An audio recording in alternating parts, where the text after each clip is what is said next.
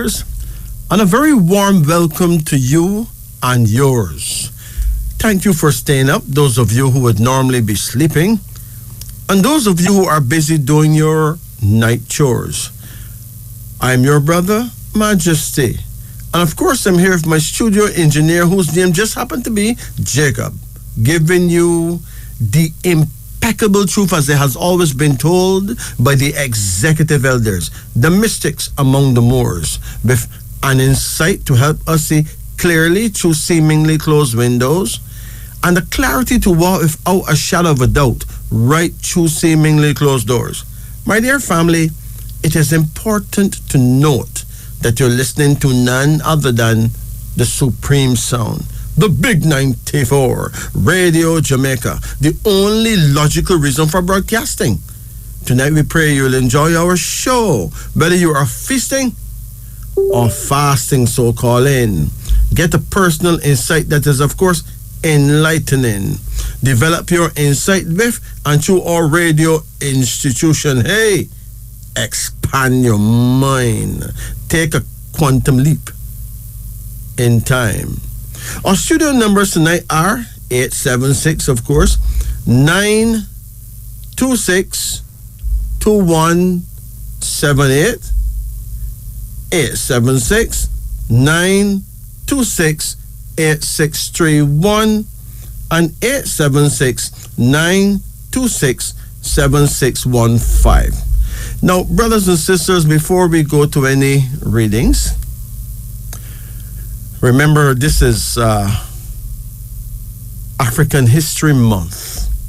Yes, it is the shortest month them give you, but we work with that, right? Shortest month, February.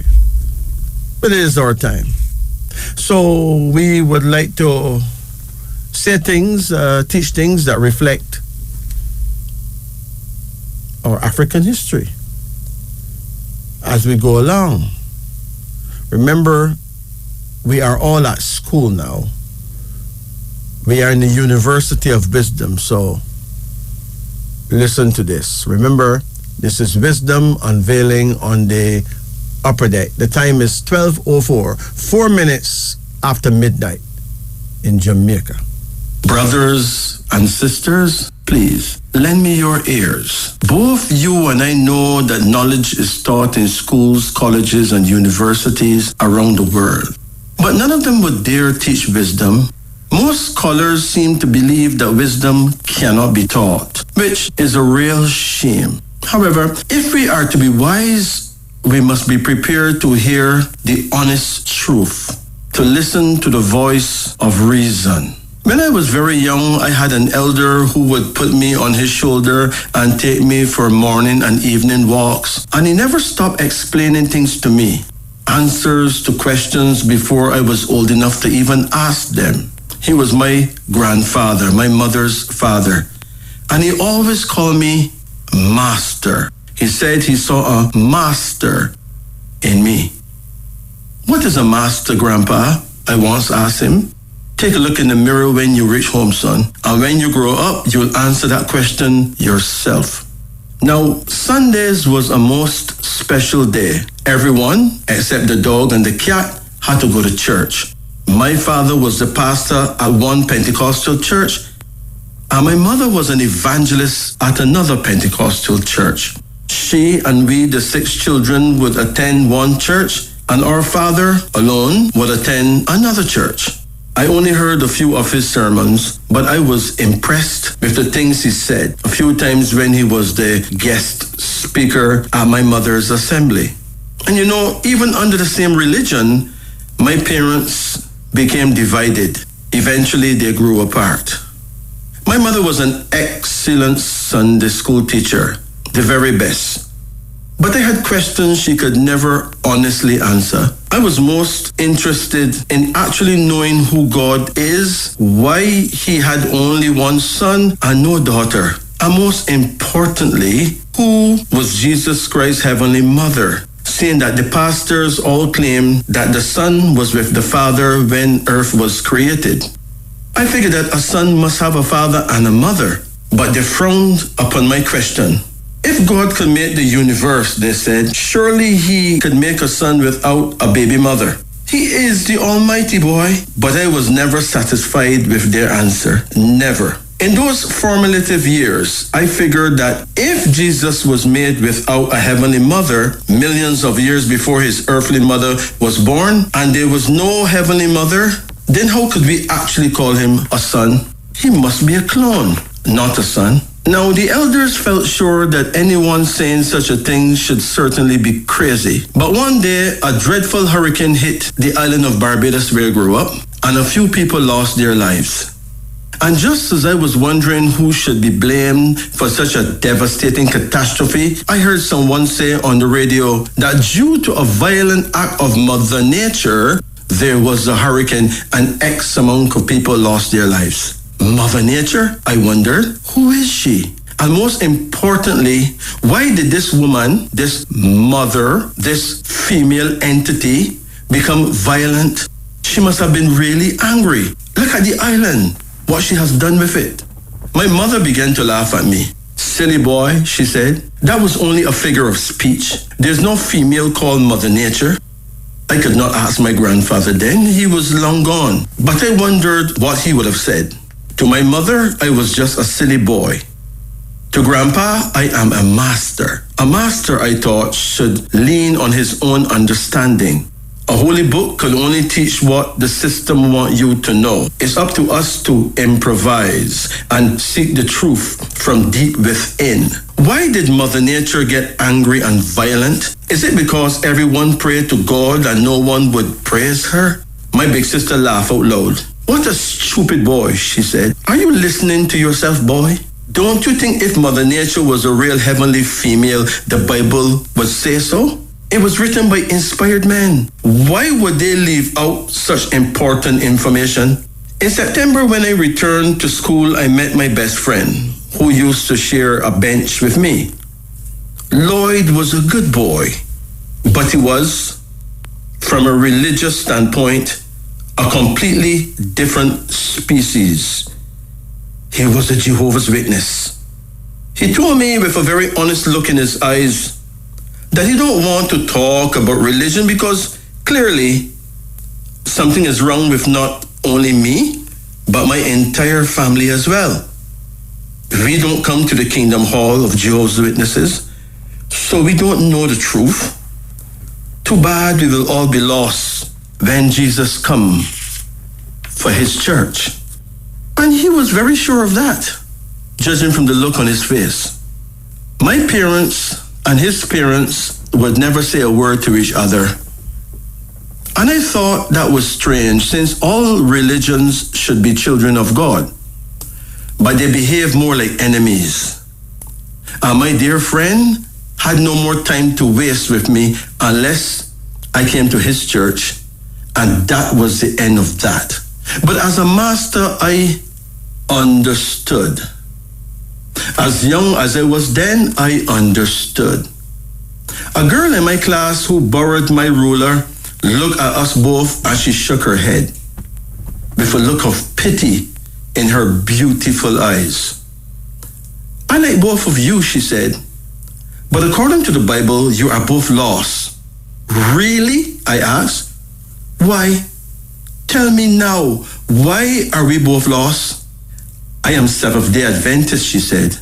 We keep the Sabbath day holy. We don't eat pork.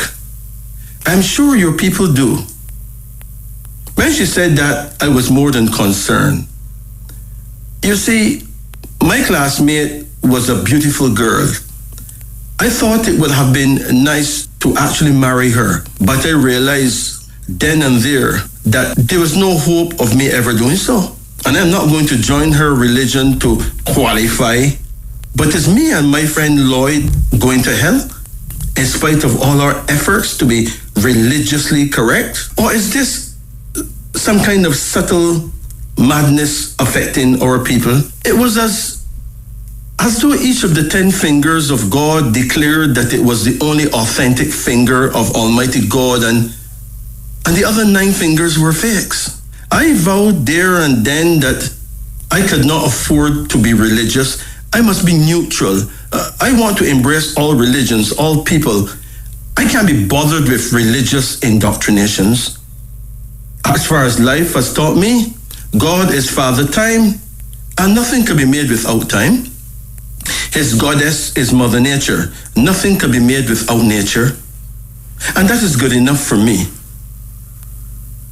My own common sense.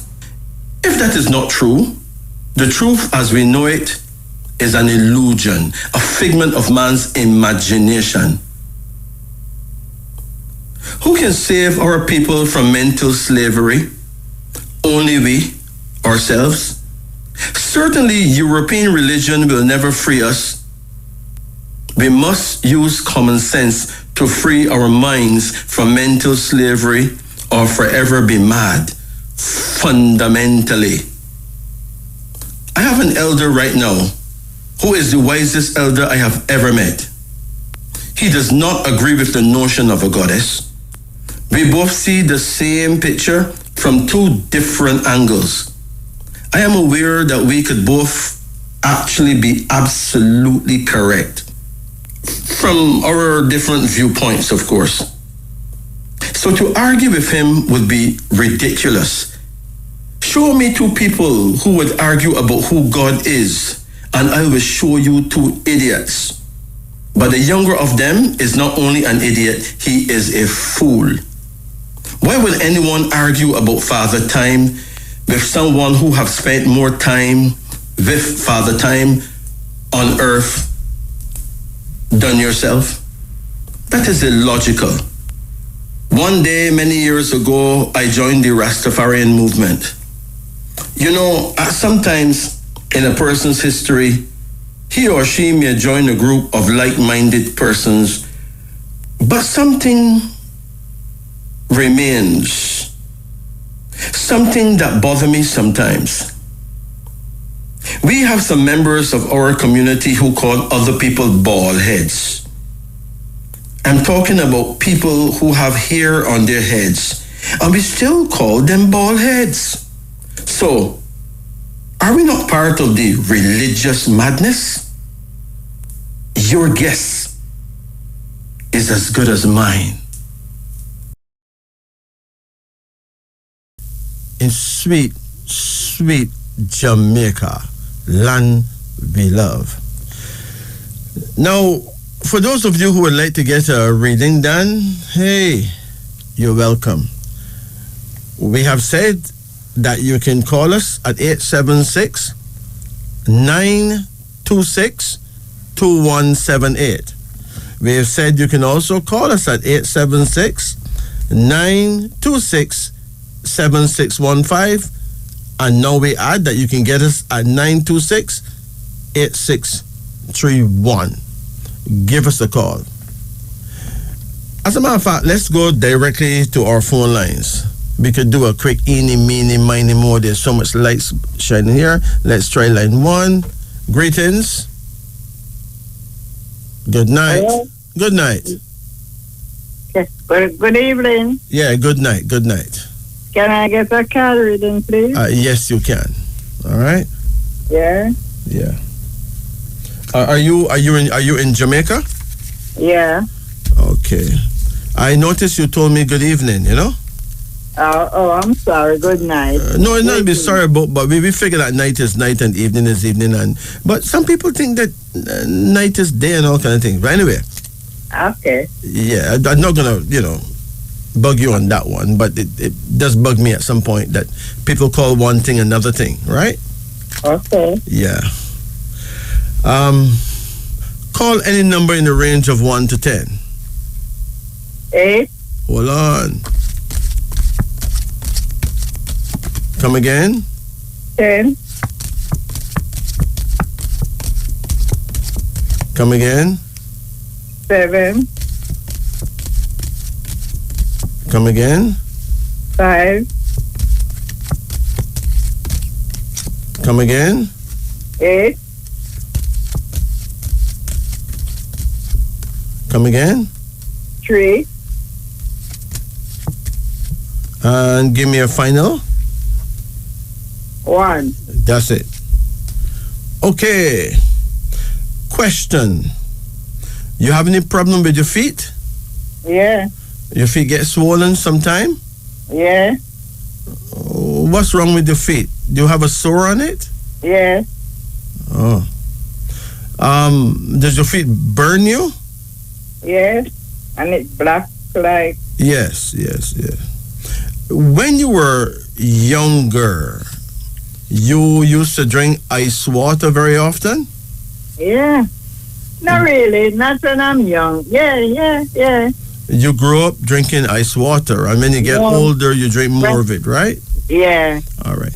Most people don't know that ice water, when you drink it as you're young, when you get old, it tell on you.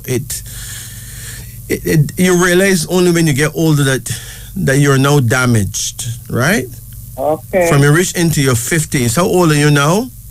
76. There you have it. So this has been bothering you for at least a good 20 years, right? Yeah. Yes. Now, what ice water does, it actually, your veins is like a tunnel that the blood runs through, and it bring in the walls of the veins very tight, so the blood can't run through it as freely as it should. Okay. So then you get circulation problems. Yeah, that's what the doctor said I have. Yes, and then the blood will just clot. So one thing that you ought to do is go to any leading supermarket or any herbal shop and buy cayenne pepper powder. Okay, yeah. Now, you sprinkle that on everything that you're going to eat. You could even put some in anything that you're going to drink. Okay. And what that will do, that will make your blood a little thinner by sorting out all those clots. Okay. So your blood can flow better, freer, okay? Okay. Also, it would be a good thing if there's someone nearby that can massage your feet for you. Okay. Using olive oil. And then the minute that they massage the feet and the foot is still wet with oil, then they massage the foot all over again with salt. With salt? Yes, even sea salt will be a good one, right? Okay. Now, what that will do is stimulate your blood flow. It will help your blood to flow. Okay. 200% better. Okay. Okay? Yeah. All right.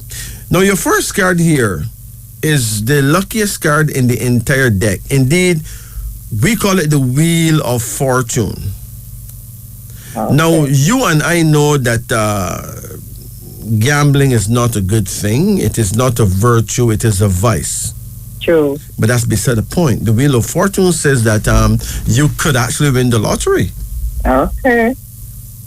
Right? Yeah. No. About it sometime. Hold on. Common sense will tell you and I that if we spend most of our money, we blow our money, we ain't gonna win nothing, right?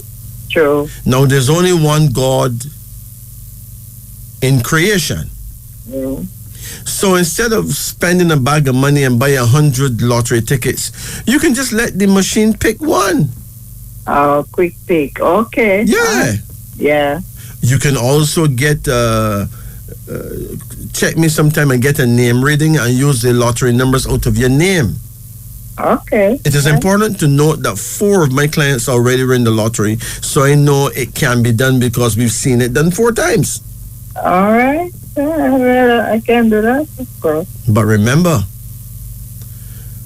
both you and I will get a punishment if you turn out to be a bona fide gambler. No. If you end up blowing every cent. No, then I didn't do that. We're both going the wrong place right there. So you need to save me now, right? Yeah. By not making me become guilty of making you a big gambler, right? By just buying 1 or 2 tickets. The amount of money you can afford to dash away. Yeah. Because most of it will dash away anyway. Yeah. True. Yeah. Okay. You have a second card here called the Star. You have any daughters? Yeah, two. Any granddaughters? Yeah.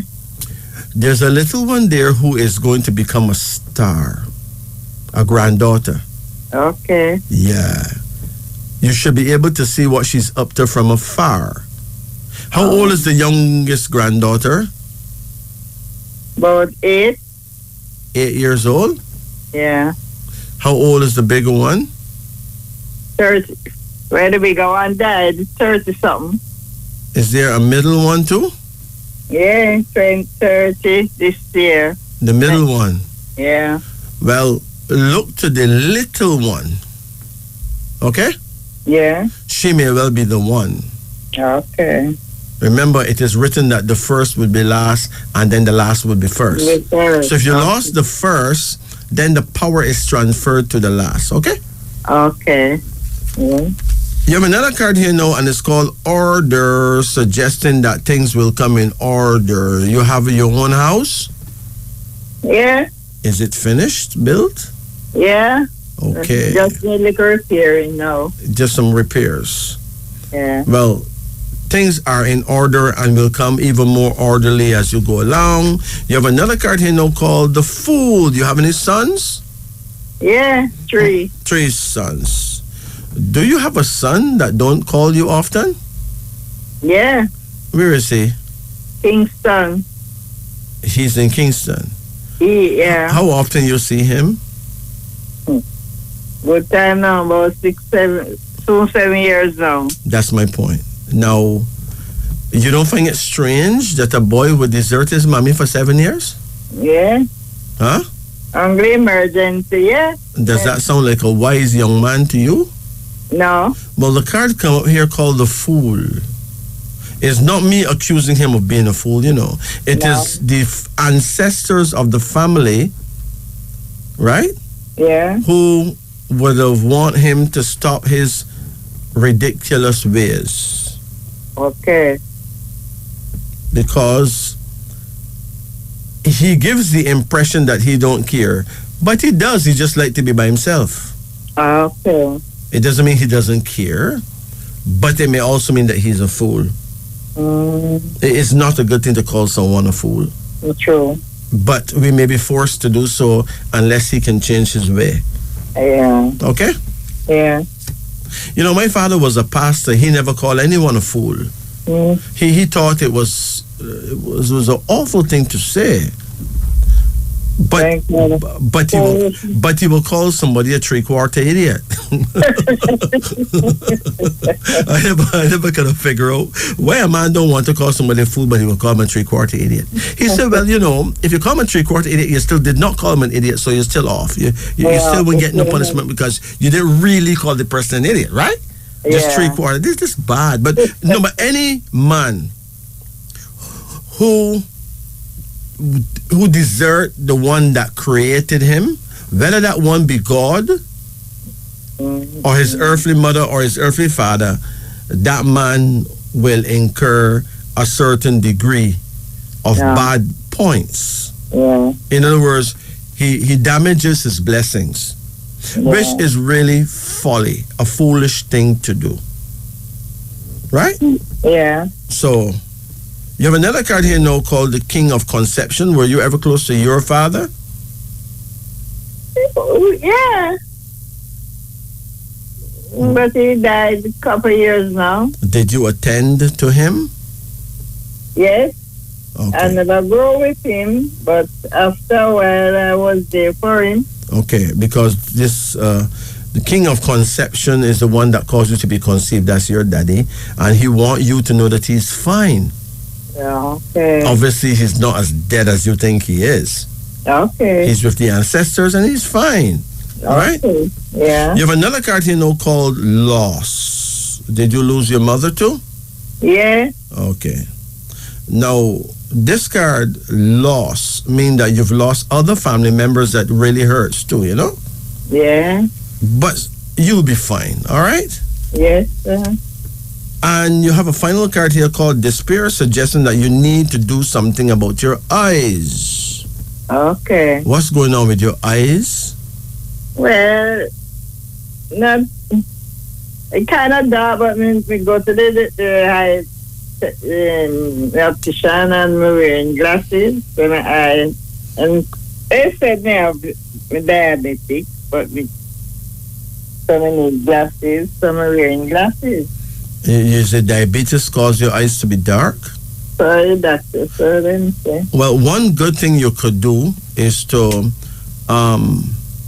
control the diabetes. Yeah.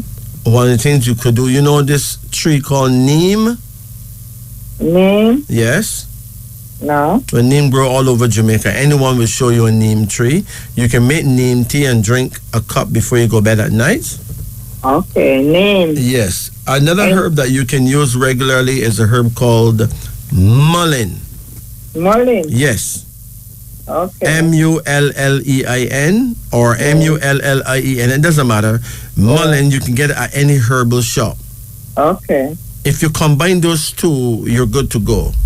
Those are two very powerful herbs that can help counteract the sugar problem. All right? Yes. So, ma'am, do you have a question now? Yeah. I have a daughter. She's in the United States. And there's something, I don't know what's going on between that relationship. Don't materialize at all. Something wrong somewhere and I don't know what. So. You mean between you and her? Yeah. Okay. She don't call you? No. Since when? Good time long. Well, at least I was with her in New York. Mm-hmm. She filed for me and I was there with her for 10 months. And it wasn't, good night, no bad. But if I don't call her, if I call her, she don't answer the phone. Or something like that. So I don't know. Okay, do you remember her birth date? Yeah. What's her birth date? 26th of December. What year? 1963. Okay. When is your birth date? 26th of April, 1946. 1946. Right? Yeah. Okay. Now, if you add, she's both of you born on the 26th day, right? Yeah. 26 is a hill and gully ride, okay? It is a hill and it's a good and bad number.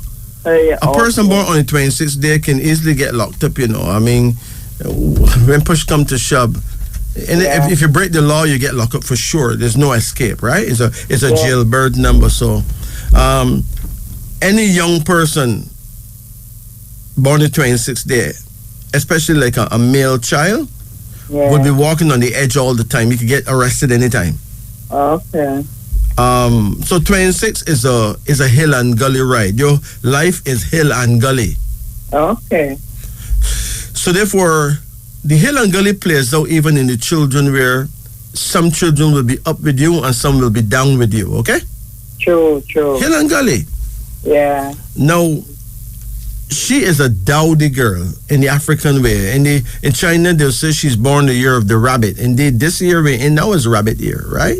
Yeah, okay. The rabbit is a very quiet individual that don't really like to talk much, right? Yeah, true that. No, you born in the year of the dog. In the African world, we would call you Kamau. Okay? Kamau? Yeah. Okay. You are actually compatible with her, but 26 plus 26, it adds to 52. Yeah. No, 52 means courage. It says that one must be composed and patient while things are not going too well. So 52 carry an energy that suggests that things wouldn't go too well. Oh. So there's always that feeling that from her standpoint, she may not want to call you because she don't want to hear what you're going through because she can't deal with it, right? You understand? Yeah. Because she doesn't know things not going too well with you. Okay. At the same time, you will be worried that she don't call. And the fact that she don't call, it made things not go so well with you. Yeah, So true that. it is 6 of one and a half dozen the other. Right? Okay. But I can assure you that she don't really mean you anything bad, you know. Okay. She just figured that if it was things was really bad, somehow somebody would have called and tell her. Okay. Okay. Meanwhile, her life is hill and gully, even her love life. Yeah. So sometimes she's happy and 15 minutes later she's very sad. She would have spent half her time being depressed and half her time happy. That's not simple, you know. True. So we may as well just have compassion on her scenario. Now, if you focus on her with absolute compassion, you'll be shocked to know that you will open up a doorway for her to actually start calling you. Okay. It is a good thing for you to do, to pray at your prayer time. Your prayer time is between 7 o'clock and 9 o'clock in the night. 8 p.m. to 9 p.m. You can pray. No, listen. I don't think anyone should be praying for 2 whole hours. That would be a very wicked person, right? Yeah, a whole lot to beg God to forgive them for. I know that, not you. But you can pray between 7 and 9. You can pray 8 o'clock. You can pray at quarter to 9. Okay. You can pray at 10 past 7. But anyway, in the middle, that's a window. It opens at 7, it closes at 9. Your guardian angel appears at exactly 7 o'clock. Okay. Your guardian angel leaves the cosmos at exactly 9. Okay. So if you pray 8 o'clock, that's fine. This is like giving you God's phone number, right? Yeah. Now, of course, someone who is a religious believer will not want to believe this, because the religious believer, he knows or she knows that they're smart enough that anybody can pray anytime and God is everywhere and blah, blah, right? Yeah. But from an astrological point of view, it's perfect for you to pray between 7 and 9. Okay. And also to face your guardian angel. Now, that is easy to do. You know where the sun set in the evening, right?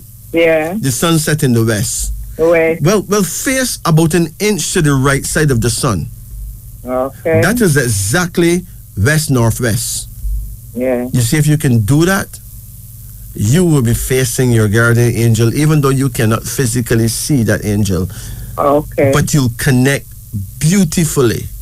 Oh. Now, this is not something that may work. This is something that works. Guarantee. Okay? But remember that your birth date and her birth date add to 52. Yeah. 52 means courage. Okay. It says, be composed and patient even while things are not going too well. Okay. An interest in the higher things in life. A deep, intense feeling for God, for nature, for life, for art. A person of hidden talents, quiet industry, a moderate success. Okay. So she would almost on a weekly basis say she hope that she becomes successful so she can send something for you. Yeah, she does. Right? Yeah. And she does sometimes send something, right? Yeah. But she's still not hitting the nail on the head. She's still not getting the amount that she really want to send. Okay. So it is something that would bother her. If she's really born the year of the rabbit, that would bother her. Rabbits are the classiest people in the world. Okay. They don't like to promise people things. They like to manifest things. Okay. Okay? Yeah. It's easy for someone to blame you for your children not being there for you, but they don't understand the dynamics between the different wisdoms and the different astrological positions. So we shall forgive them. You take care of yourself, okay? Yeah. Blessed. Yeah, okay. So, Ella Sonoma now. Pardon? No, you can only get those numbers if you get a name reading. You did not get a name reading. You get a card reading, okay? Okay. Then. Yeah. Thank you. Get a quick pick from the machine. Okay. Right? Thank you. You take care now. Bless you. All right, bye. Good. Let's return to our phone lines now. Greetings and good night. Good night. Good night. How you do? I'm doing good. Okay. Would you like to get a reading then? And if so, what kind? You can get a name reading or a card reading. I would like a card reading. Okay, let's do it. Call any number in the range of 1 to 10. 9. Hold on. Come again. 5. Come again. 7. Come again. 2. Come again. 4. Come again. 1. Come again. 3. That's it, okay? Okay. What is your age now? 64. Okay. Your first card here is called Enterprise. You ever wanted to have your own business? Certainly. Did you get that done? Never got the chance. You still have that desire? Yes. The card Enterprise suggests that you're going to have an enterprise. You're going to have your own business. You're going to get it done. Okay? Yes. So this is no time to lose faith in that. You have another card here now called Instability, which means that you're somewhat unstable. How is your love life? Is it unstable? Sort of. Okay. Do you have any habits that you want to get rid of? I used to like smoke and drink. I find myself just quitting because of, I think, some health issue. I find myself having like short of breath, so I just decide to quit. Okay, when last you drink? I think sometime like I just drink like one beer, not more than that. When last you today I smoke? drink like one beer. When last you smoke? Maybe about a week ago. One cigarette and not less. Okay. It is important that you do not smoke cigarettes again. Okay, thanks. When you read the cigarette box, right? You notice that them promise to kill you? Yes, sir. So if them promise to kill you,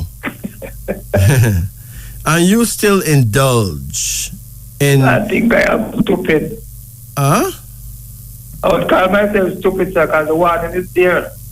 Well, put it this way, right? Yeah. In many different ways, we are not as wise nor as smart as we were made to be. Yeah. So don't be surprised if you do something silly, but don't continue to do it when you find that it is hurting you, giving you shortness of breath and all that. That's a sign that the plot has been thickened, right? Yeah. And that it shall grab you at any minute now. Yeah. So the smoking friend is no longer a friend, it's now a foe. If it was ever a friend, it is proof that it is now a foe. So you leave that alone, right? Yes, sir. Yeah. You have another card here now, and it is the Empress. Were you close to your mother? Yes, sir. What happened to your mom? She passed in 2020. Yeah, what happened to her? She was complaining. First, she have type 2 diabetes. And then she was complaining of a feeling in her, the right side of her head, top of her head. And then she just took ill one day and carried to the hospital. And from there, she just passed. Did she bleed through her nose? No, sir. Okay. Is it still possible, though, that a blood vessel may have burst in her head, you know? Yes. So she constantly complained about that feeling. Yeah. But then she was not a smoker nor a drinker, right? No. It's very unfair that if you behave yourself, things happen to you still. Yeah. Yeah, this is very, very awful. Anyway, your mother is fine, okay? Yes, sir. She's not as dead as you think she is. As a matter of fact, death, as you heard about it, is really an illusion. Yes. Nobody actually dies. You return as a baby when the time is right, because whatever you have done to people must be done back to you. So you come back and pay your debts, right? Yes, yes. Yeah, so people keep reliving all the time, and some people learn their lessons and some don't, and they have to come back and learn it again and again and again and again. Yeah. Until we become purified to become with God again, you know? Yes. Because we start out as angels and we must also return as angels, and it takes many lifetimes to attain that glory. Yes. You have a second card here now called Unity, suggesting that your love life is going to improve. Glad to hear that. Yeah. Do you have someone now? Yes, I am married. Okay. What is her birth date? The 11th of this month. 11th of February? Yes, 1968. Okay. When is your birth date? Mine is the 18th of July. What year? 58. 1958. Okay. Now, hold on. If you add 11 to 18, you got what? 29, right? Yes, sir. Now, 29 shows doubts, deceit, and double cross by others, and it warns against evil friends. So there will be time when friends will be telling her things about you, right? She is easily influenced by others. Yes, but others, you may be influenced by others and not notice it neither, you know. Or, worse yet, you may have been influenced sometime by liquor, right? Liquor? No, I never reached that stage. Never reached that stage. No. You ever used to drink rum? Yeah, but not to the extent where I get drunk. No, I'm not talking about drunkenness, you know. Okay. No. Okay. Okay. You can be influenced by liquor and not be drunk. Okay, sir. You understand? Yeah. And then under the influence of liquor, other things may happen because you may not spend certain quality time with your spouse as you could have or should have. Yeah. And that create a problem. Yeah. Now, she is born in the year of the monkey, and you born in the year of the dog, right? Yeah. Now, that is fairly compatible, but you got two different wisdoms. Yeah. So sometimes she may complain a bit much. Yes. And sometimes you may be a bit too strict, you know? Yes. Because you will be very strict sometimes. Yes. And these things can create some issues. But now, if you're not on smoking and drinking, you'll find that you will mellow out and be more understanding, right? Yeah, I see the sign already. Yes, man. And once you become more understanding, she will come around. She's not a negative person. No, she's good at art. She's good at art. I can say. Yes, she's not a negative person, but she really and truly will be uplifted to see you uplift yourself. Yes. Actually, she may even be smarter than you too, so give her the benefit of many doubts, all right? Yes. There's a card here now called completion, suggesting that you're going to build and complete a place, you know? Yeah. Yes. You have your own house? No, I always want my own. You can get it, but you got to keep yourself well. Don't do anything, drink or smoke that will make you unwell. Yeah. And your final card here is called delay, which means that there have been lots of delays in your life because at times you did move a bit too slowly. Okay. And at times you delayed to act on certain things because you were too busy either chilling out or using some element that make you relax when you could have been more aggressive. But your timing belt will be tightened now and you'll be able to move on perfect timing and get things done. Remember that drinking and smoking disturb our spiritual timing. Yeah. Right? Yes, sir. You know, there are certain things that can place a person the wrong place at the wrong time, you know. Yes. Like, sometimes a man could go straight home to his family, but he stop at a bar, and then the bar gets shoot up and he get killed when he could have been home, right? Yes. Wrong place, wrong time. Yeah. Right? Anyway, what is your biggest concern? Right now, my biggest concern is my health. Your health. Yeah. Well, put it this way. If your health is your biggest concern, then what you need to do is do things that is beneficial to health. For instance, when you wake up in the mornings, take a walk. Yes. 35, 40 minutes walk. Yes. That would be a very good start. Yeah. Secondly, do not think anything negative about anyone. No, I get to understand that. Negative thinking creates sickness. Yes. Thirdly, avoid becoming angry. Yes. Anger creates sickness Yes. and stress, which is more sickness. Yes. Okay? Yes. Can I ask you a question? Yes. I went on the internet and I see some tarot readings. So I picked some cards. Uh-huh. And those cards I picked like the young man turning upside down. Uh-huh. I pick the lover. I pick quite a few more. The lover and the devil, I think. Uh-huh. But it was on a site where this astrologer, I don't know if that's the name of they call him. But there was a fee to it.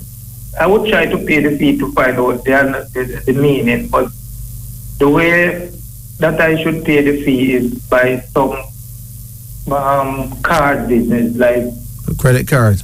credit card or key card or whatever. Uh-huh. And truthfully, I do have a bank account that I could understand, that I could really. So I plan on going to ask you the meaning of like, especially the hangman turning upside down. Listen. The hangman is a card that, from where I sit, I would say have a lot to do with a warning that you ought to eat better, right? Eat better. Yeah, eat more green leafy vegetables. In other words, the hangman he's hanging upside down. His head is down by the greens. Okay. Down by the grass, down by the greens. So eat more green leafy vegetables, right? Yes. If it right side up, it means that he's not hanging. That means you're not eating your greens. Yes. You how well last week some nice pak chow? Not too recent now. All right, you need to eat a lot of greens. It will help you, okay? Yeah. The lovers may well mean then that your wife, she does love you no matter how complicated you may be, right? Yeah. And the devil, depending on the position it come in, may have a lot to do with negative thinking, negative occurrences that you could well avoid, you know? Yes. And the chariot? Oh, the chariot is success. That is establishing a business and doing well. Yeah, it's about 8 of them, but I don't remember the rest. It doesn't matter. The ones that you remember, that's good. Okay? Yeah. So don't worry about it. Just do what you know is right. Okay, sir. And remember, praying at your prayer time is important. Your prayer time is 7 p.m. to 9 p.m. Yes, sir. Between 7 and 9, and visit the west-northwest. That means you visit the west where the sun set and turn about an inch to the right, and you'll actually be facing your guardian angel, okay? Oh, okay. And her prayer time? Her prayer time is different because she, in the African world, we don't call her a monkey, we don't call you a dog, we call you Kamau. I am Kamau. Yes, and she is Ibrahim. Right? She's an Ibrahim woman. Yeah. Her prayer time would be something like 3 p.m. to 5 p.m. Okay. Between 3 and 5 in the evening, right? Yeah. And her direction of power would actually be west-southwest. So she would have to face the west, where the sun set, and then turn an inch to the left. Okay. Well, you must face the west and turn an inch to the right. Yes. Okay? Yeah, thanks. So Thanks a lot. you take it easy now, see? Yeah, bless it. Bless it. Take it easy. Okay. Yeah. See here. Greetings. Greetings. Good night. Good night.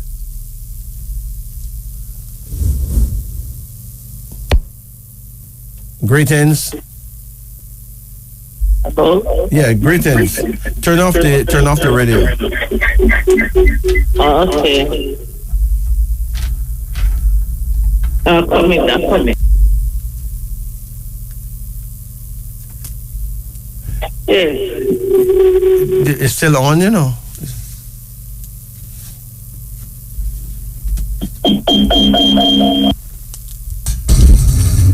Okay then. You hear it? Yes.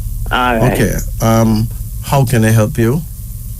I would like a reading. What kind? You can get a card reading or name reading. Which kind? Card. Okay. All right. You ever did that before? No, it's the first I call in. Okay. Hold on. Call any number in a range of 1 to 10. 3. Come again. 5. Come again. 9.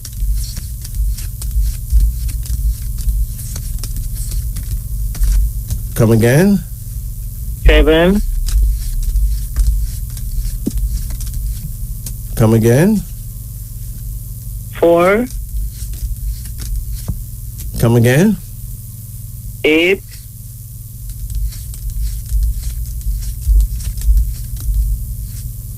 Come again. 6. That's it, okay? Okay then. You ever used to get headaches? Pardon me? You ever used to get headaches?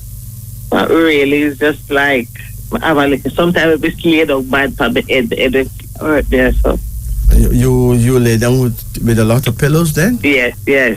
Your neck hurt you sometimes? Yes.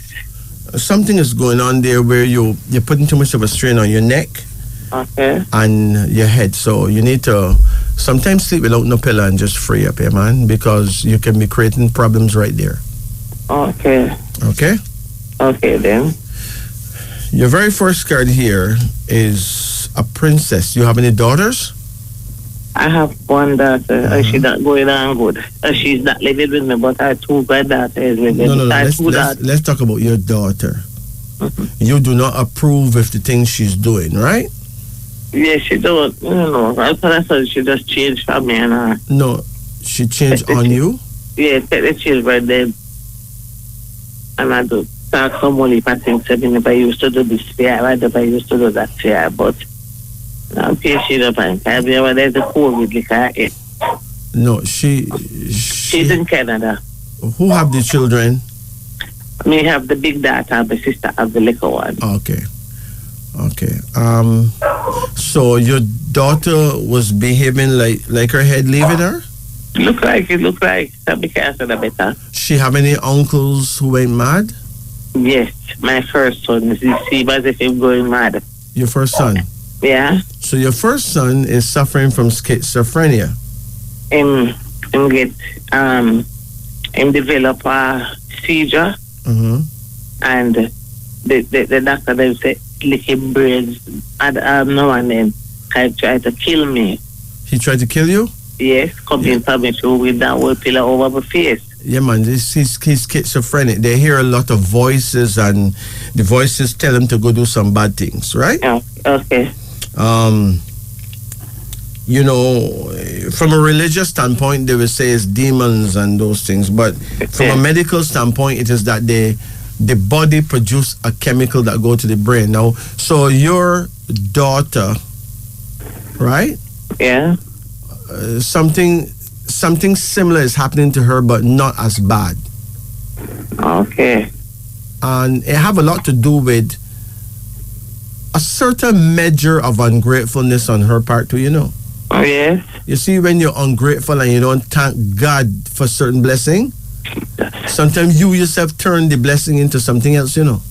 Yeah. Right? Yeah. But your daughter is not a bad person, but she have a bad view of things that has happened. She hold things and don't let go of the past. That's right. When you live in the past, you damage yourself. It can actually mad you to some degree, you know. Okay. But she will come around. Okay? Yes, sir. She will come around as she become older. Life will teach her the things that she need. Give her the tools that she need to come around. Okay? Okay, that's all right. There's another card here now called imagination. It is important that you do not imagine her as someone that's lost. Okay. She's not lost. She's going through a phase, and the phase will last as long until she learn how to handle stress on other levels, many levels. You have another card. You have another card here, and it's a daughter. This is a granddaughter. How much granddaughters you have? Only 2. 2. Both of them will do well, although the younger one will be more powerful than the bigger one. Same stuff. You can see it already, right? She has safeguard the big one that gonna be here in August. Same stuff. Yeah. There's a card here now called oppression. Oppression. Now, you say you have a son that's not behaving well, right? Right. When last you see him? When last you saw him? No, just little before I come into my bed.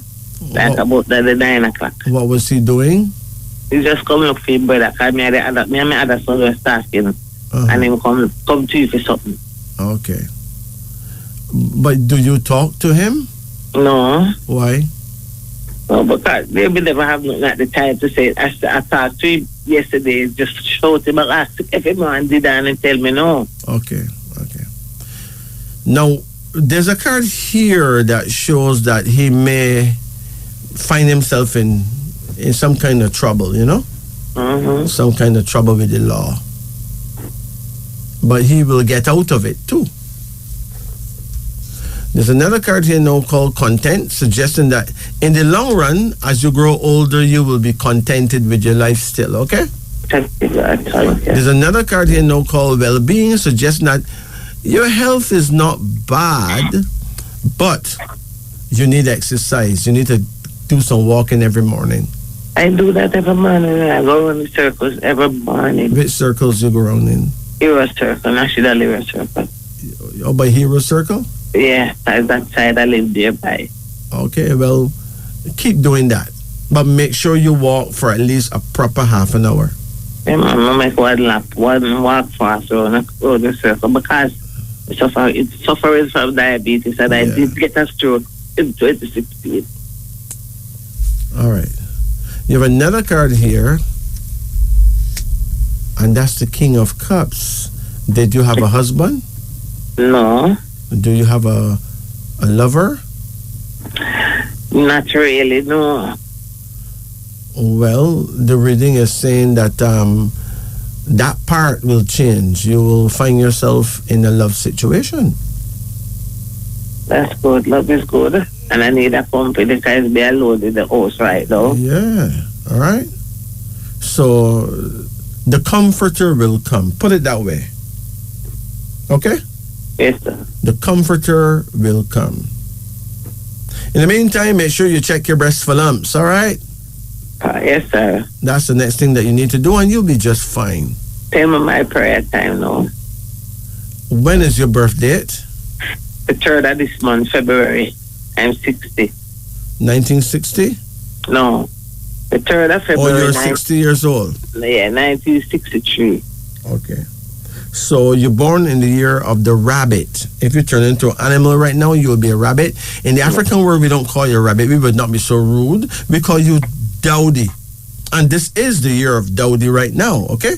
Okay. Your prayer time is Dowdy hours, which is 5 in the morning to 7 in the morning. 5 a.m. to 9 a.m. 5 to 9? Yes, but you can pray at 6 o'clock. Yes. You can pray at just after 5 or just before 9. Sorry, just before 7, right? Yeah. But there's more. You need to have the right direction to face. You need to face the sun. Because your direction of power is east and the sun rises in the east. Okay. You have it easy. Just face the sun and pray every morning. Okay. All right? Yes, sir. One more thing. You know, we have been programmed and conditioned to pray to God, right? Yes. But we need to pay some respects to Mother Nature as well. Especially those of us who are females. Okay? Yes. Note that nobody ever say a prayer to Mother Nature, right? Yes. You understand? Yes, sir. And that's what we've been programmed. But in the African world, before we were made slaves, we used to pray to God and Goddess. We used to pray to the Almighty and the female force. But in this day, the time of slavery, they teach us that all that was the wrong thing to do, right? Yes, sir. That's why they keep saying there's only one God, which means there's not a goddess would mean two gods, and that can't be tolerated, right? Yes, sir. But as a female person, it is my view that you should pay respects to both entities. All right? Yes, sir. Especially if you have anything that you need healing for. If you're asking for healing. Yes, sir. All right? Okay, sir. And I'm not here to tell you that I'm right. It's just that that's what makes sense to me right now. That's where I'm at. Okay, then. Maybe 20 years from now, I would probably say something different. But where I'm at right now, I think that women should also pay respects to Mother Nature. That's right, sir. And if men are wise, they'll do the same. That's right. You take care now. Take it easy. Okay, then, sir. The credit is finishing. Don't worry. You Thank take it you. easy. Bless you. All Bye. right. Brothers and sisters, I would like to read to you a narrative from a book that you'll soon be able to get your hands on. It is the book of Abasi. I'd like to read you this narrative from the book of Abasi. It is the legend. It explains where the knowledge of self is coming from the African world as we enter the great lion, the knowledge of our black African self. Here goes. Queen Mother Nzinga was the crown princess and only child of a tribal chief known as Shangoba the Great. So outstanding in wisdom was Shangoba that Nzinga, born under the sign of the great lion like her father, was highly intelligent and evolved beyond her years. From her father, she learned the mysteries of the herbal and vegetable kingdoms, healing and ritual magic. Like him, she was kind, bold, and eloquent in speech.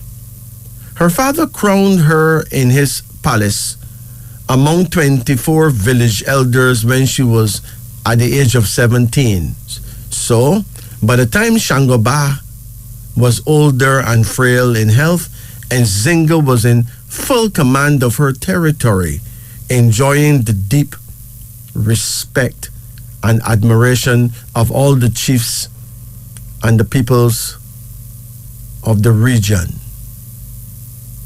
One morning, Shangoba gave Nzinga a special blessing.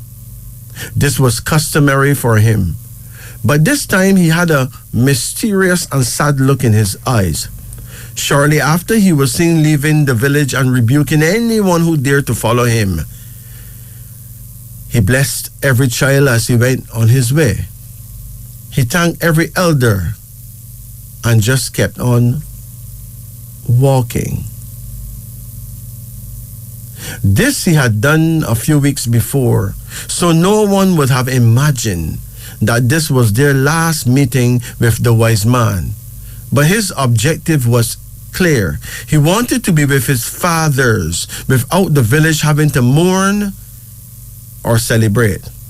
Now he could move on peacefully, as if no one knew that the lion was away. Then perhaps, just perhaps, no one would come to interfere with the cubs. This too was a great way to leave his people psychologically secure. Shangaba knew where he was going. He entered a deep cave with a lighted torch. He had found this cave when he was young and kept it as his secret den. It was a very small cavern to behold. But as one descended deeper into the cave, there was a corridor which led to a very large area with space to easily hold 1,000 people.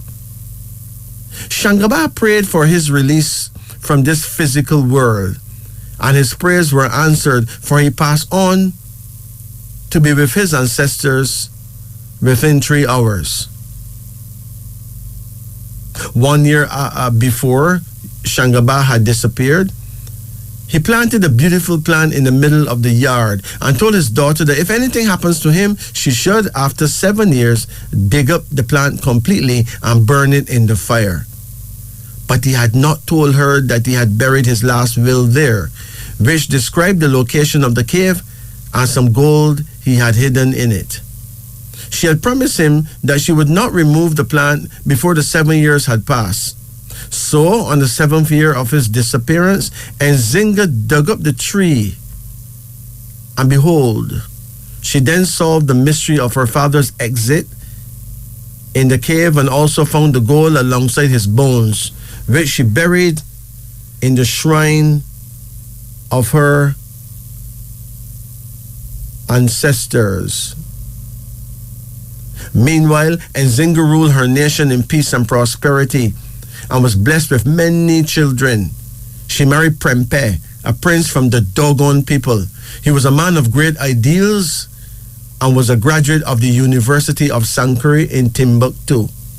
He taught classes in the science of astrology and was a great asset to Queen Nzinga. Together, they had 12 sons who were all born with twin sisters. Each pregnancy was studiously calculated to astrologically produce a unique personality, and so was born the 12 tribes of Nzinga.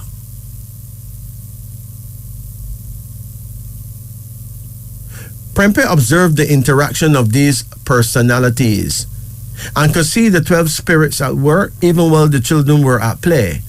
He took note of the 5 elements influencing the children's decision-making processes, and he analyzed their inclinations and attributes, noticing unmistakable patterns of behavior in them. It was then that Nzinga and Prempe established in their native language an astrological code that enabled people to fully know themselves. Today we proudly present this knowledge to our brothers and sisters across the globe. Nzinga was a powerful goddess, beautiful and stately. She was loved for her compassion, vision, bravery, wit, philosophy, and wisdom, and was known to have an amazing command over birds, bees, and animals in the wild. After her first pregnancy, which produced the Abasi twins, Nzinga received in a dream a gift from her father. It was the power to summon the rain at will. The elders all saw her as the supreme personality of Mother Nature. And as was the custom then, Prempe freely shared his extensive knowledge with the congregation of the elders, so that along with his own children, all the nation's children were studied and categorized until a clear system was established that will indicate who should go hunting with who should go playing or fishing together, and who really should not. This evolved into a system of a completely harmonious environment where the people grouped together were all of like thought,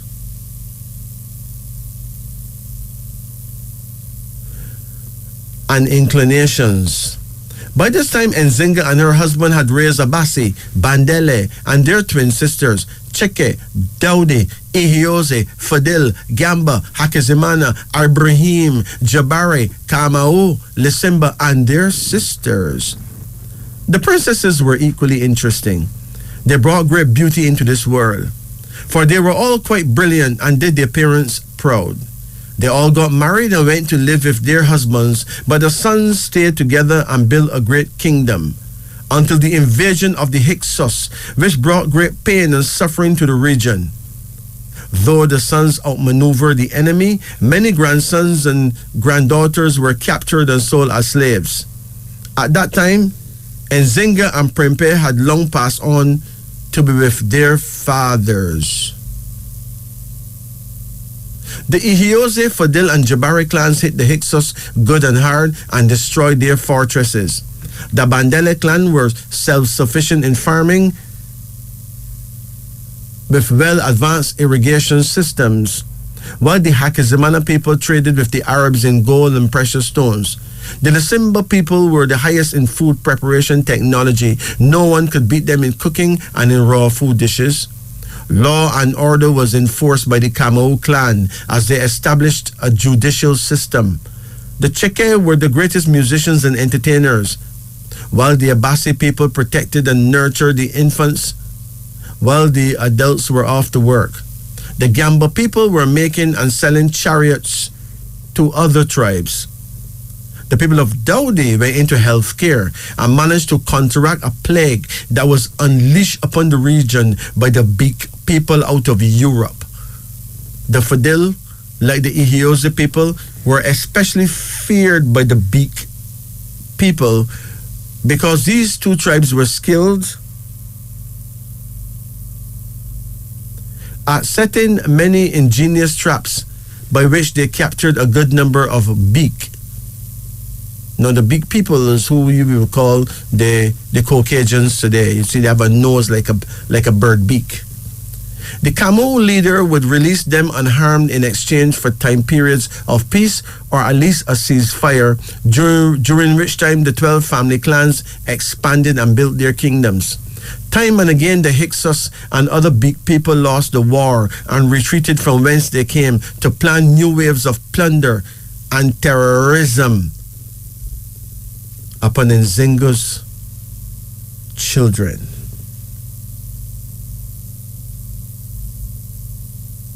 Let's talk about the 12 Nzinga daughters for a moment. The 12 daughters of Nzinga were beautiful, intelligent, and creative. The Abasi princess was excellent in child care and would babysit the whole village of children while mothers were toiling in the fields. The Bandele princess was a great homemaker with the most beautiful flower garden in West Africa. She was a gardener. Was the most fun-loving of them all. She kept people laughing as she crafted comedy after comedy. She herself being an enchanted songbird. People would come from miles around to see her dance and to hear her sing. She had trained a choir of her own consisting of 72 male and female singers. Her twin brother was also a great musician and village entertainer. The Daudi princess was rather soft-spoken, neat, and charming. She cared for and prayed with the village elders and received their final blessings.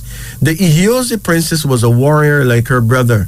She could plan an attack with amazing results. She was truly an asset to her brother, who always seemed to be righting some wrong or injustice. The Fadil princess was probably the most beautiful of them all. Not very trusting of others, she always suspected strangers of having ulterior motives, and she herself was known to be mentally superior. She had great vision, as she could very often see trouble coming from afar. Princess Gamba was very tall and stately.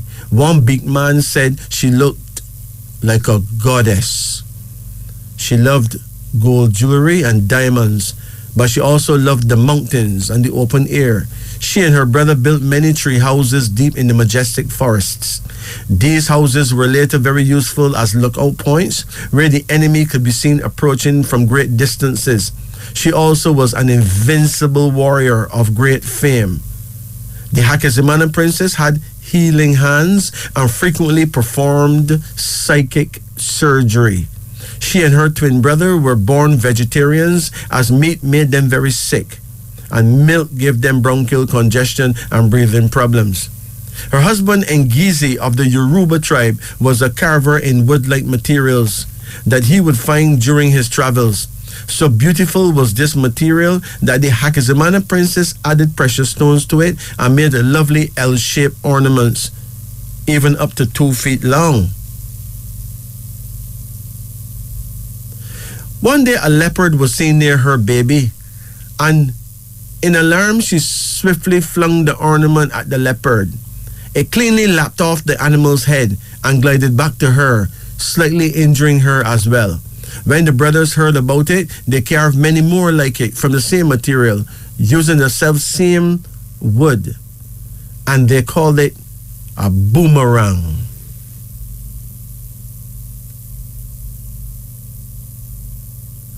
The weapon would return to the hands of the warrior after inflicting severe or fatal damage to opponents. The weapons were charged by means of powerful rituals performed by the 12 daughters at full moon time.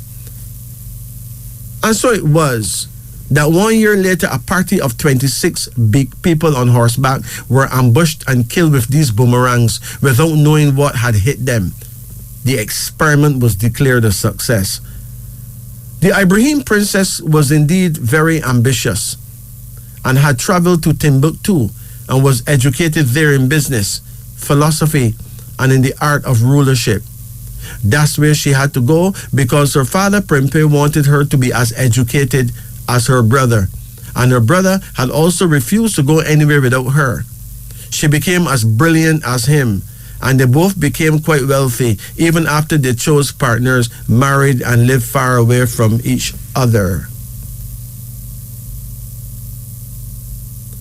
The Jabari princess was a silent warrior, a no-nonsense woman who was at times very stern but always helpful and unassuming.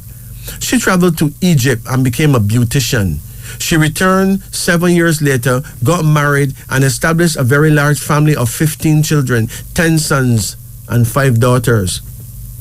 As for the Kamau princess, she was a true visionary. She dreamed and predicted great events to come. She was always worrying about her country's future. She became a teacher and made a great contribution in the area of philosophy and law. Lesimba and his sister were very much loved by everyone. These two had an aura that attracted people of all ages. The Lesimba princess was very good with strangers. She was the perfect hostess and was also magnificent with animals. Lions from the wild would come to her, showing off their beautiful cubs. She was a gentle woman and an angel. Her brother, on the other hand, was a fierce warrior. But like Kamau, he was compassionate, and unlike Fadil and Bandele, he was forgiving. Princess Lesimba baked the best bread in the entire territory, and everyone wanted to eat from her hands. Then there was an issue of the 13th twin. Benaya and Sanjaya sat in an old hut on a mud floor. Though a whole year had passed since they lost their parents, Benaya was still in shock, for he spoke not a word. His sister tried to cheer him up, but this did not help at all. Finally, frustrated and sad, she too started an eternal silence. The parents of the twins were captured by hunters, a party of big people from Europe. The twins were saved because their father hid them in a clump of grass. They saw everything that happened. After the ordeal, they were found by Joko, the village storyteller, who left them in his mother's care. Sokoninti, his mother, was elderly and too stern, and the twins needed to be with other children. So Joko visited the mountain village of Nzinga and told Prempe about the twins. Prempe asked him to bring them at once, and the twins were given a home among Nzinga's children. In the following years, they proved to be quite helpful. After Benaiah's circumcision, he became a bold warrior, never too talkative, but deeply spiritual and alert at all times. His sister prayed and played with all of Nzinga's children and grew up and married Joko's grandson, a man called Tabika, who became the highest priest and in later years became a breatharian, that is, one who gets food from oxygen only. Her brother Benaiah had 3 wives and 17 children and became a chief himself. In a great battle, he lost his first son Menepe and had ended his own life in a bid to save his other children from a raging fire lit by the enemy. Because he died saving others' lives, he became a hero, at least among those who remembered his mighty acts of bravery. History records, though, the facts that a certain man from Belgium, listen to this, Colonel Trevor Eustace, once devised a plan to conquer and enslave Nzinga's children. He had paid 6 of his countrywomen a handsome sum of money, bidding them to visit Africa, known at that time as Alkebulan, and return with the seeds of African men deeply embedded within their entrails. He held to the notion that it would only be a matter of training these offspring of mingled blood to raise a new half-white tribe in Alkebulan with a view to learn the ways of Nzinga's people and then to finally conquer them. Benaiah's 15-year-old son saw a party of big people who had landed on a nearby shore. They left 6 women and then disappeared. He told his father what he had seen. Benaiah and 8 of his brethren met the women, who tried without delay to sexually seduce him and his men. Benaiah prayed and asked the spirits of Nzinga and Prempeh what should they do in this situation. With stones, sticks, bones, and fire, he got the answer. Therefore, he proceeded to execute them all at once.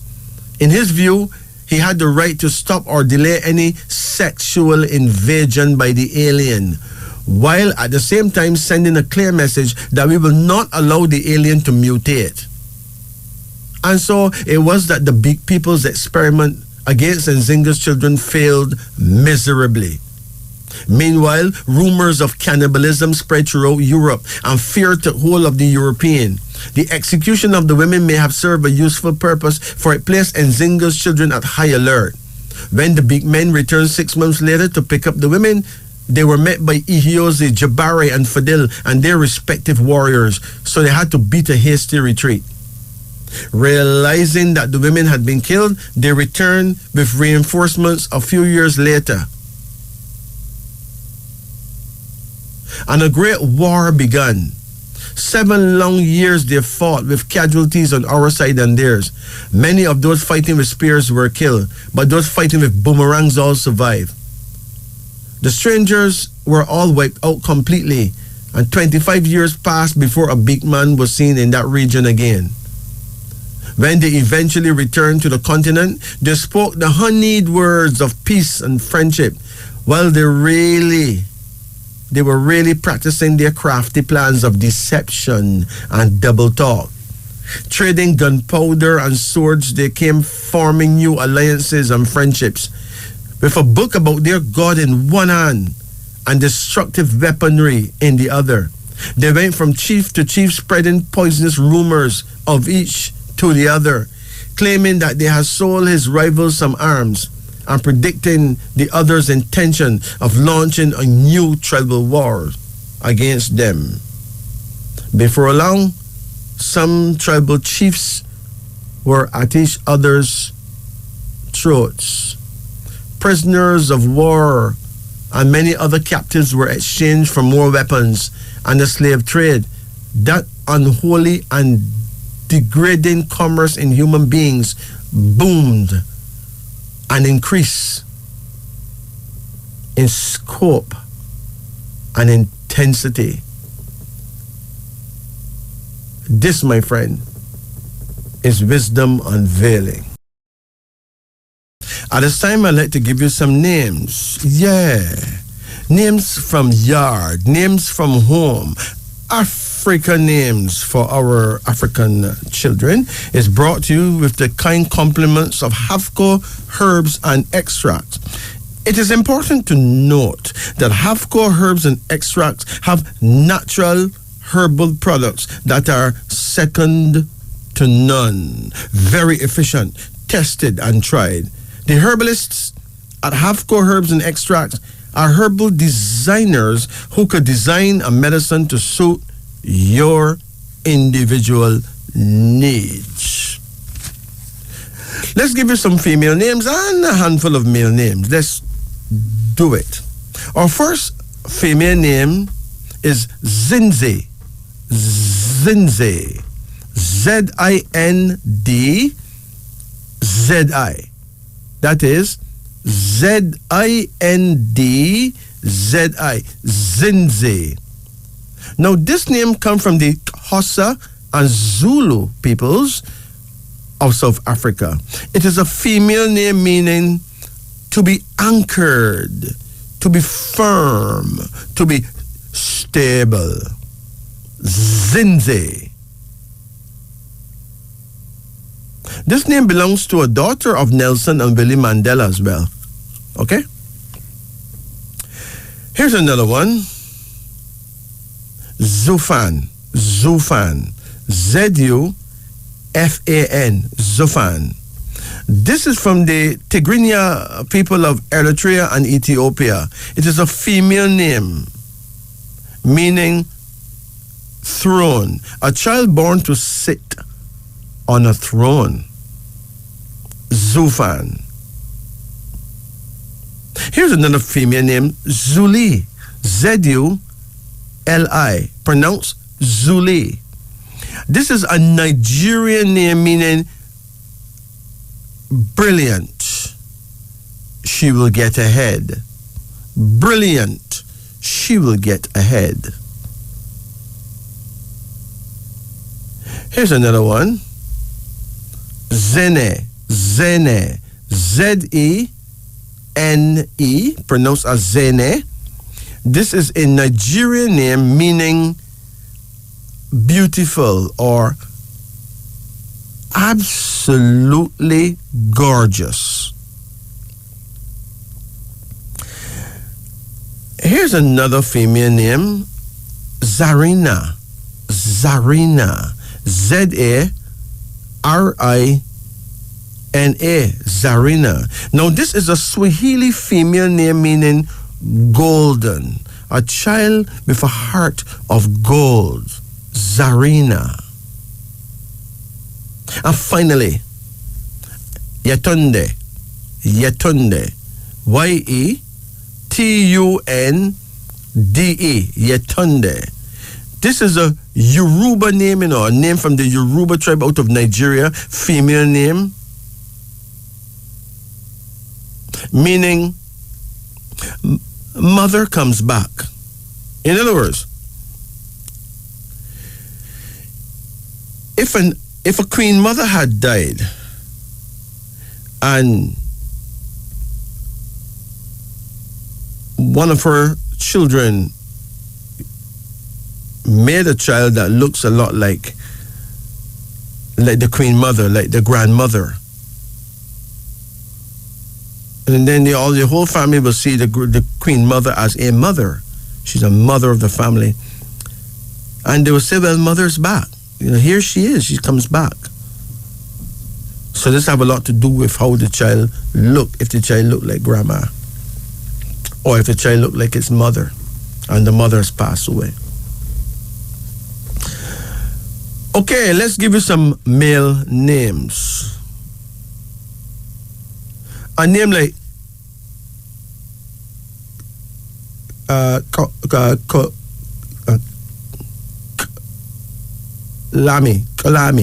Kalami. That's the pronounce. Kalami.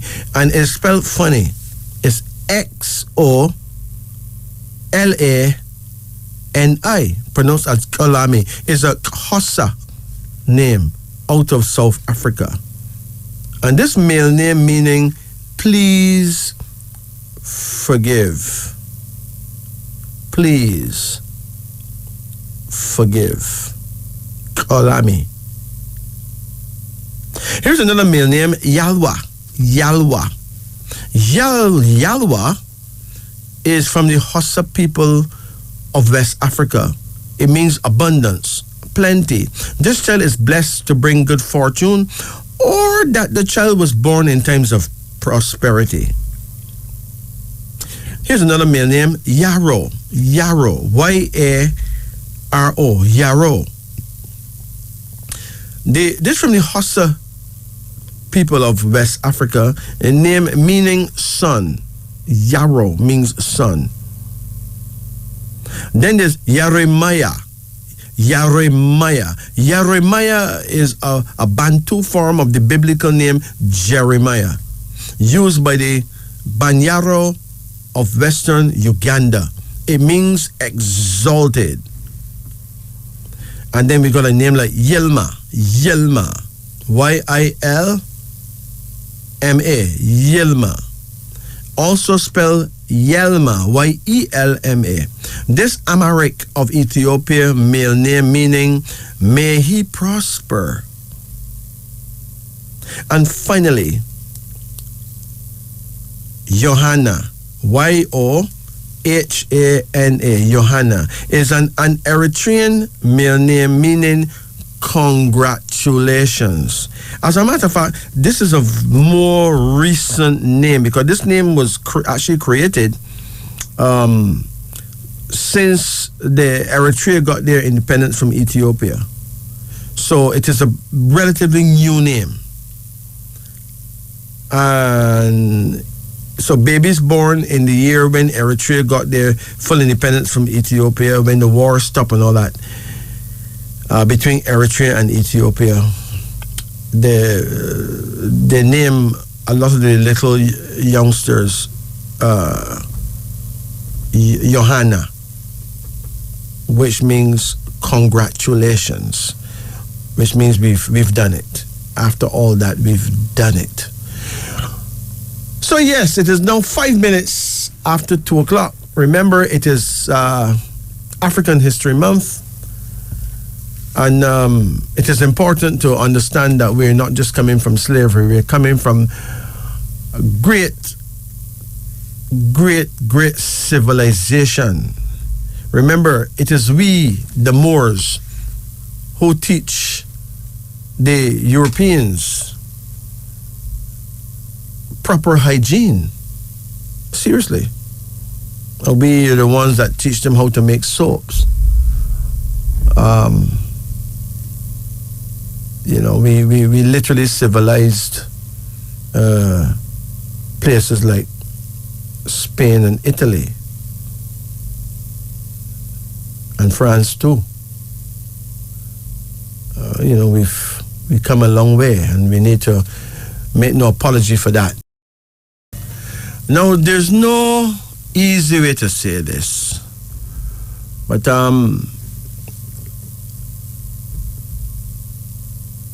I suspect that the next generation of our children are going to be asking some pertinent questions that we may have a problem answering. It's just like I had serious questions that my parents had problems answering. As a matter of fact, my parents would prefer to beat me more than answer those questions. And I did get a beating, many beatings too. But our generations to come will be asking questions. And they're going to accuse us of being backward. They may accuse us of being unintelligent. They may also accuse us of being lazy-minded and even unconscious. Because at this juncture in our history, when we believe believe that we are free from slavery, but we willfully,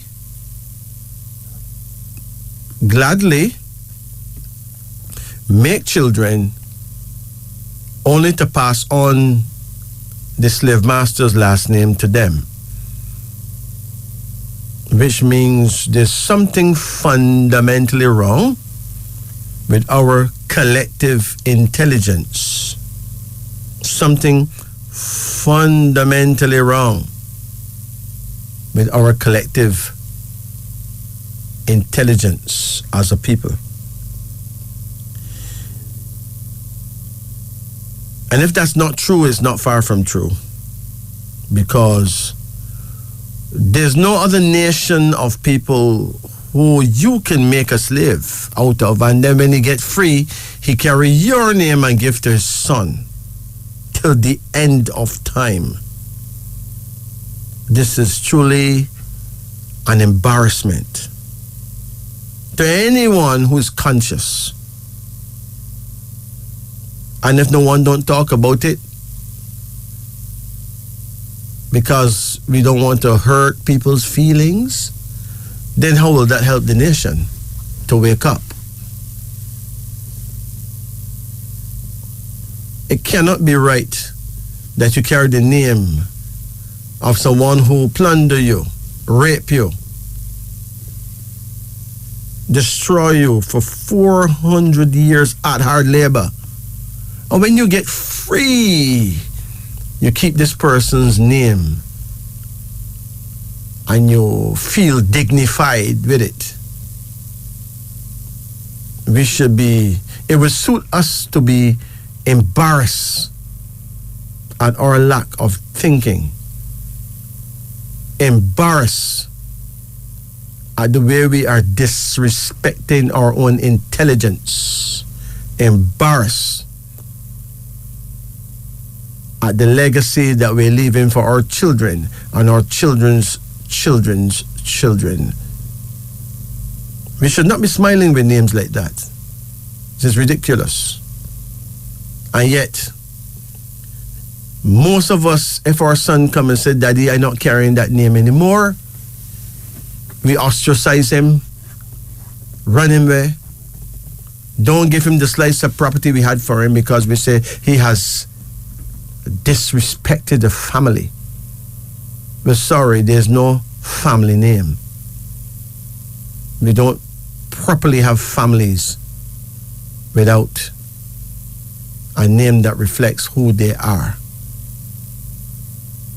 So, I'm not going to apologize for saying these things because this is true and we need to be lovers of the truth.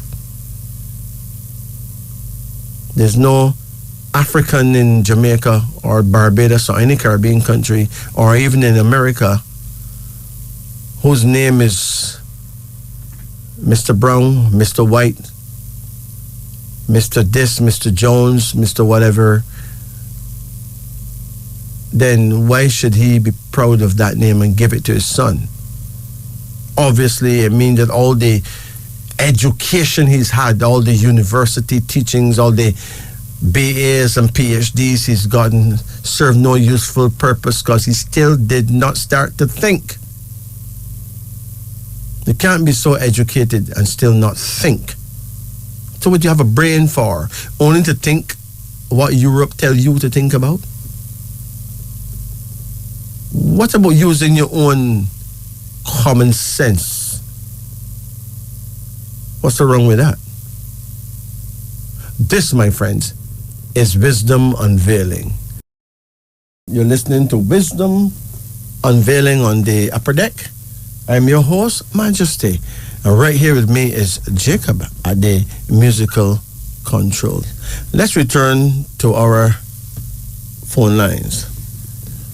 You know, you can get us at 876-926-2178.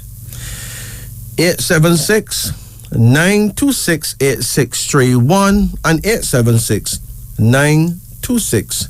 7615. Let's return to our phone lines. Greetings. Hello. Greetings. Yes, sir. Yeah, how you do? I'm good. All right. How can we help you? It's a card reading, sir. Okay, let's do it. Call any number in the range of 1 to 10. 9.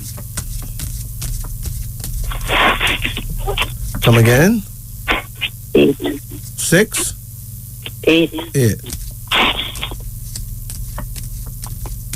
Come again? 7. No, don't. You call in numbers in the line there, 5. You can't just go to 9876. Don't do that. It means that you're not thinking, right? You want 5? Yes. Come again? 3. Come again?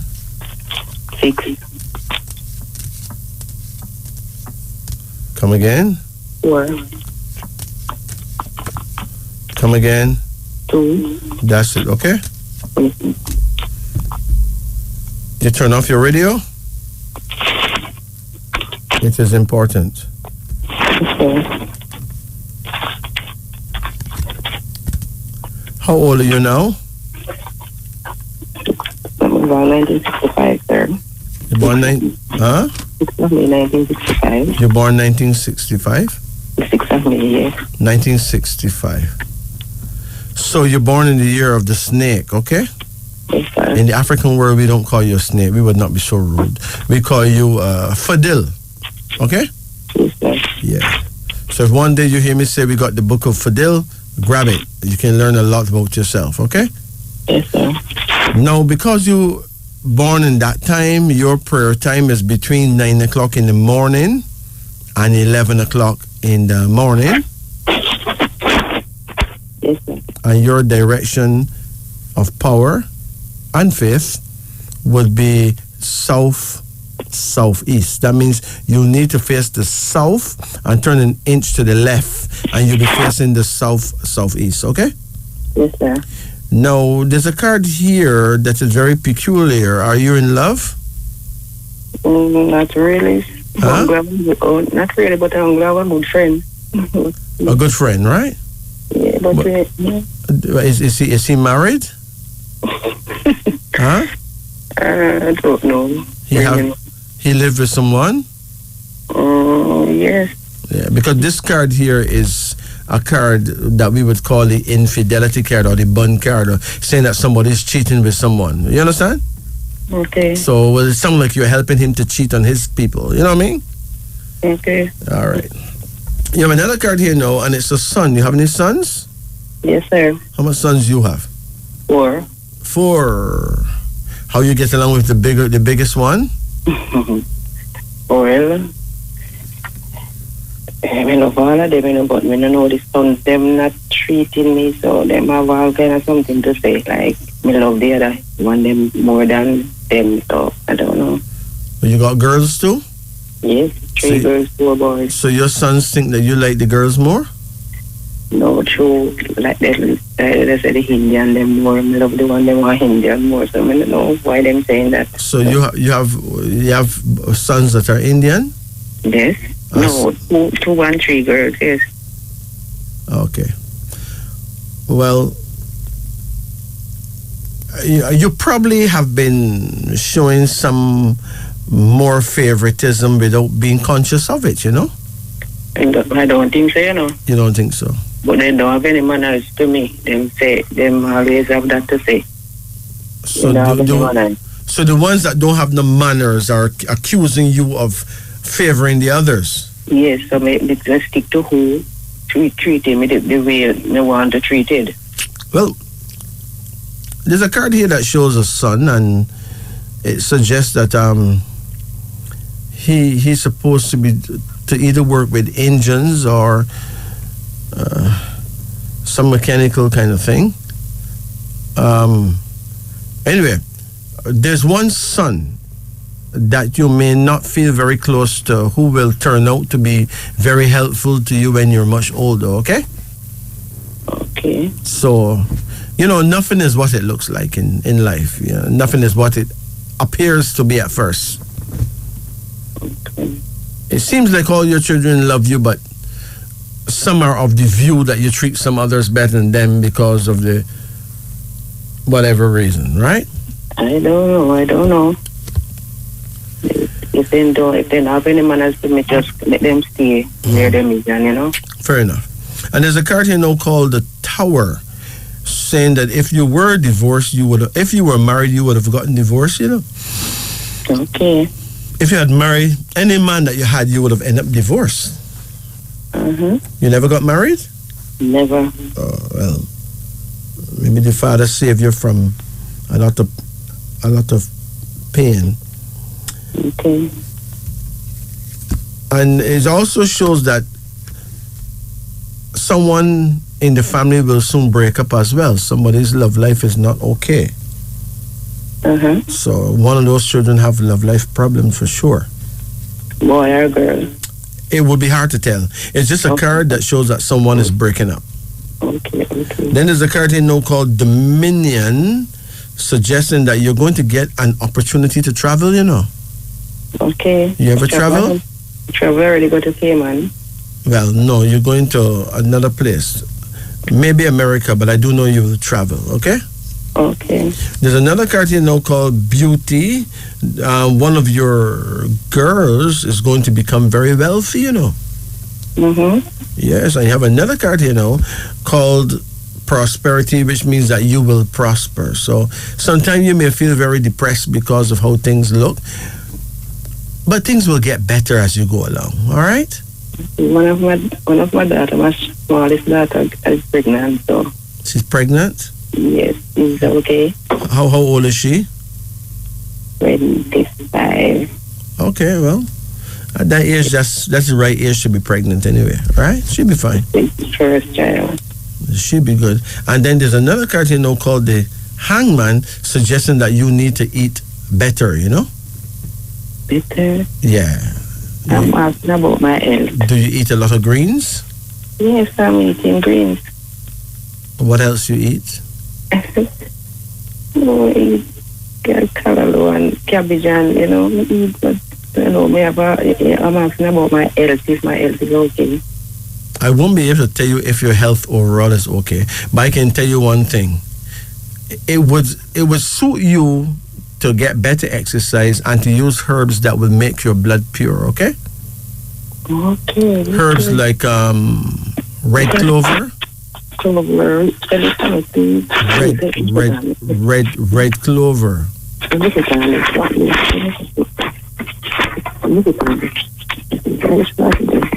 Red clover. REDCLOVER, red clover.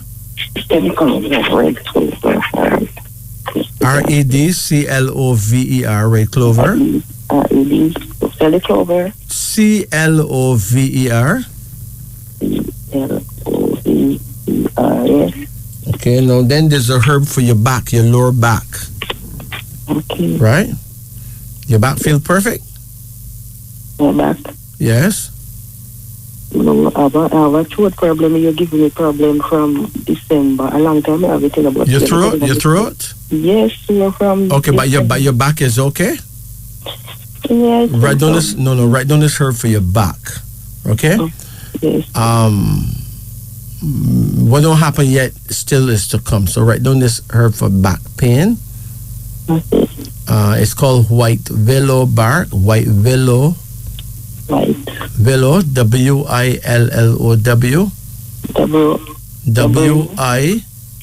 WILLOW. Yeah. White willow bark. BARK. Yes. And you say you have a problem with your throat? Yes, this is not better. You get some medication, a lot of medication, and we take it off. What did the doctor tell you wrong with your throat? And so we go take a test, and so we do the test, we show that it has too much bacteria. It was from 20, I mean, 1,000. Bacteria? Yeah. Okay, let me ask you this. Do you have a problem going to the toilet sometime? Sometimes, but not regular. You mean you would miss a day or two from the toilet anytime? For a long time. This is a long time, about a couple months. It doesn't matter though. Okay? If you have constipation problem, you will build up a lot of bacteria. Okay? There's a herb called Paw Diarco. That's P-A-U D-A-R-C-O. P as in Paul. P-A-U-D-A-R-C-O. Paw Diarco.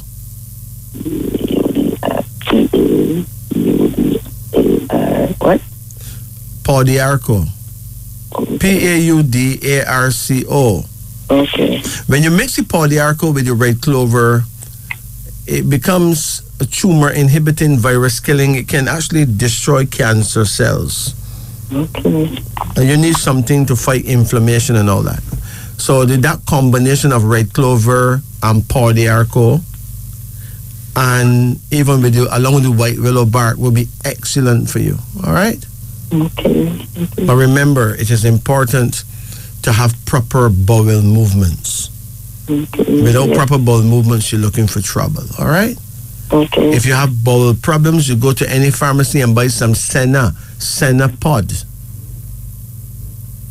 And drink a cup of Senna tea at least once a week. Okay? All right. So any question? No, all right. So you take care, okay? Yes, thank you. Bless it. Take it easy. You know your prayer time? Huh? Just told me. Do you know your prayer time? Yes, sir. What's your prayer time? No.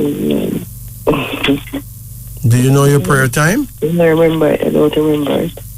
When is your birth date? 1965. Right. But I say you're born the year of the snake, okay? Yes, sir. And your prayer time is 9 a.m. to 11 a.m., okay? Yes, sir. Don't forget that it is very important that you pray between 9 and 11 in the morning. Very important that you face the south and turn an inch to the left. This is things that people should never forget. Yes, sir. And apparently, most people, they hear it, but they don't really record it. So after a short conversation, they don't remember anything about it. Okay. Which means that we are not paying attention to the information that is being given to us. Information that we need more than we think that we do. Okay? Yes, sir. You take care now. Yes, sir. Thank you. Blessed. No, awareness is a serious thing. We need to focus so much on being more and more aware. There's a lot that people in general not aware of. You know, you'd walk into a supermarket and you buy some items. You may be a vegetarian, you may be a vegan, you know, you may buy some things that you know is vegan, vegetarian, whatever, and you go home and you eat it or you drink it and you don't know that you just eat beef. You know, the doctor can tell you don't use alcohol with your medication, but then you buy something that have alcohol in it and you don't know. I would like at this time to give you some codes that written on the things that you're buying on a daily basis that tell you the truth of what's in it that the people who make it don't want you to know. Because if you know, you're most likely not going to buy it. Why would you buy a product that have nothing to do with meat? And if it is written that beef is on it, then obviously you're not going to buy it. So they put it in a code because under the law, they have to tell you what's in it. But they get around that by having a code among themselves. Grab a pen, write down the code. Remember, you are at school, you are in a university, and of such, you need to know these things. If you see something that you're about to buy and you see a code on it, like E322. E322, you should know that that is beef in that. Doesn't matter what it is that you're buying. It could be a soft drink. If you see E322, there is beef in it. If you see E422, there's alcohol in it. Even though it is a non-alcoholic, whatever, something for your baby or whatever. If you see E422, alcohol is in it. E442, hey, that's a mixture. It got a mixture of alcohol and chemicals in it. E471, hey, that's a mixture of beef and alcohol in it. E476, hey, beware, alcohol. E481, hey, that have a mixture of beef and pork in it, my brethren. E627, hey, it have a dangerous chemical in it, something that you're not supposed to be putting in your belly at all. But they have it in it, and they tell you in the code E627. They know it's a dangerous chemical. They can't just write, well, we have a dangerous chemical in this. Who's going to buy it? So they put E627. And then there's E472. Again, that is a mixture of beef and pork. Yeah. So that's just a handful of the codes being used. So once you see a code, even if you don't know what's in it, you know there's something in it that they don't want you to know. So use your discretion and figure out if you will still buy that product or not. Again, if you have beef in it, you'll see E322, that's beef. E422, that's alcohol. E442 is alcohol and chemicals. E471 is beef and alcohol. E476 is alcohol. E481 is a mixture of beef and pork. E627, a dangerous chemical. E472, a mixture of beef, meat, some other meat, and pork. Imagine that. Imagine that. E472 is a mixture of beef, some other meat. They don't even tell you which meat, you know. They don't even tell you. But they have pork in it too. And maybe it's something that you think it is all vegetarians, you know. You don't know what you don't know. But know these codes. These codes are written boldly on the bottle or the tin. And obviously they know that people don't know the code, so they can afford to put that there. They're telling you what's in it, but they're not telling you what's in it. Wow. I couldn't make up nothing like that. There's no way I could have make up something like that. Check it out. It's now 2:49 in Jamaica. Let's return to our phone lines now. Greetings and good night. Greetings. That person dropped asleep. Greetings. Hello. Yeah, good night. How you do? Yeah, good night, sir. Yeah, how can we help? Yeah, I want to get a card reading, you know. Okay, all right. You ready? Yes, sir, I'm ready. Okay, call any number in the range of 1 to 10. From 1 to 10. Any number between 1 and 10. Okay, 4, 5. No. You can't call them fast like that. You have to give me time to pick them, okay? Okay. So relax. You give me 4. Now you want 5. Hold on. Yeah. Okay, give me another one now and stop. 3. Good. Come again. 2. Come again. 6. Come again. 8.